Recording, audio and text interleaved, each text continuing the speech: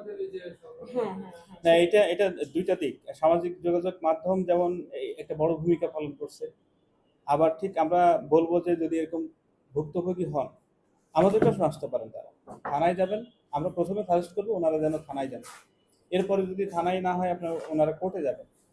তার আগে আমাদের দরজাও খোলা, আমাদের কাছেও আসতে পারেন।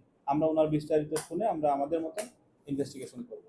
এবং যখন দেখি যদি এটা কগনিজেবল অফেন্স হয়, ডেফিনেটলি আমরা একটা অ্যাপ্লিকেশন ওনাকে ওনাকে দিয়েই লেখাবো, লেখায় আমরা ওনাকে থানায় প্রেরণ করবো এবং থানায় নিয়মিত মামলা হলে এই মামলাটা আমরা টেক ওভার করবো।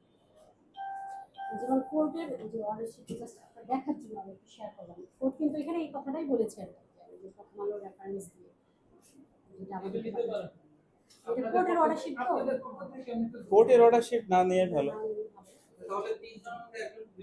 একজনকে গ্রেপ্তার করে বাকি দুইজনে হয়ে যাবে ইনশাআল্লাহ। আইডেন্টিফাই হয়ে গেছে এখন, আইডেন্টিফাই হয়ে গেছে today tomorrow, day after tomorrow. হ্যাঁ, যে যে গাড়ির মালিক সে।